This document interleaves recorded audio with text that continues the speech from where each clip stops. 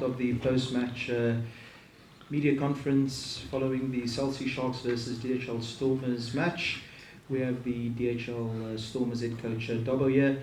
Without any further delay, I'm going to hand over to you at the floor. Dobbo, just your thoughts on the game. Your forwards didn't look like they did what you wanted to do in the first half. It came a lot better in the second. Yeah, I think there's a conditioning issue. Yeah, a couple of those Springbok, Kitsi and Sia, but rusty. I didn't think we worked very hard in the first half as a pack. So it was nice to see a guy like Quenze, Blauster, those youngsters. We started to get scrum dominance. I was a bit frustrated towards the end of the first half where we just weren't working how we should have worked, especially in the forwards. But the way we finished, was nice. It was not, unlikely that any of those guys on the field were going. Sharks might be similar, starting in the first game, and the way they finished was really impressive. Some of the individuals in that, like you mentioned, the Springbok players maybe a bit rusty. Some others though.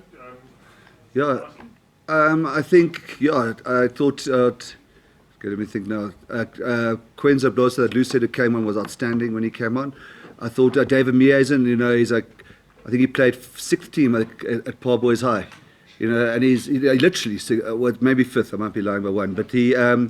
He's 2.08. He's never played. He came on briefly in the Shark game in Super Rugby last year. Never played.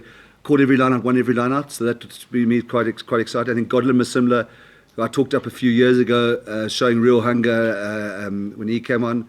And then Jean-Luc, through all he's going through and been through, also I thought was made a bit of a difference when he was on the field. And Ruan Nel looked very comfortable for the guy. His last sort of contact was in Cape Town Sevens, in front of the Beer Swillers. So. Yeah, a lot of good individual performances. Just Herschel as well. Had some good and some bad touches. I told him before the game about second-year syndrome, and the moments I thought I was coming true. No, but he's becoming like a talisman in that side, and our job, for the good of the franchise and the good South African rugby, is to make sure that him and Damien form a real understanding, because I think that's the future potentially. And yes, that there was some.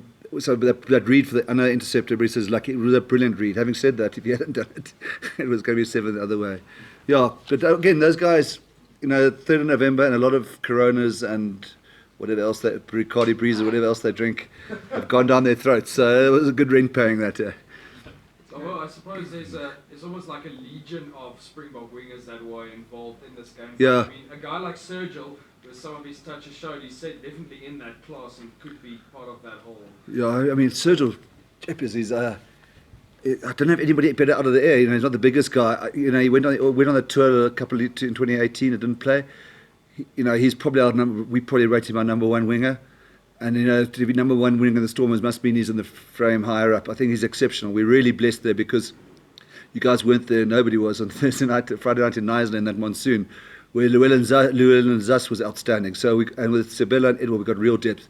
But Serge is an exciting prospect. If teams are, and rugby's going to allow us to kick these contestables, Serge is as good as there is to chase. So. You happy with the tight phases?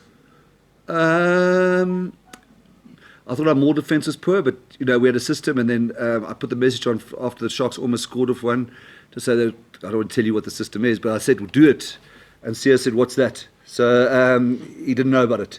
So I thought our more defence was poor. We just need clarity. Just haven't worked it hard enough with him. And I was disappointed with that scrum penalty we gave away in the first half. Pimpy scored off it. But by the end, I was really happy. Yeah. No, just on Sergio, is he an option as a reserve fullback? Maybe yeah, he's definitely an option as a reserve fullback. Yeah, he's probably we've still got Damien there. But I tell you, maybe not this month or next month, or maybe not this David Creel is going to be something exceptional. It didn't really show his best today, but he played a full 80 on Friday night. So, and he's 12 or 13 years old. So, he's 20 or 19. So to expect him to come and play ahead of this one and do well was a lot. John, that decision to go for poles at the end, was it yours? No, I wasn't. Listen, you'll learn. Don't argue with a Duplessis. You get decapitated. But no, I actually thought we should have gone down and tried to stay down there, because I knew they would come with a short restart, either off the 22 and off the. So I think we were better off going to the corner and mauling. So yeah, but in this game, we try not to be too nervous and trying to let the Sia and then Kitsi, then Ernst, and who was the fourth captain, Jean-Luc, make the decisions. If John Luke's the captain, then you know the leadership's getting thin. John, just one more. Obviously, you guys confirmed Jamie Roberts is coming. Do you guys know he's going to link up with the team? Ask Brendan, he'll. No, I'm joking. He'll be here on Wednesday. I'm teasing, but yeah, I really, to my mind, and that's why a lot of the agitation was around. He had to be here this week to train with us on Wednesday and Thursday and Friday to be eligible to play against Hurricanes. For him to come in on the Monday wouldn't have felt right, especially where the guy. Sorry, I should have mentioned Rickers Pretorius earlier. I thought he was really good. Would have been fair on Rickers. So, but he'll be here on Wednesday.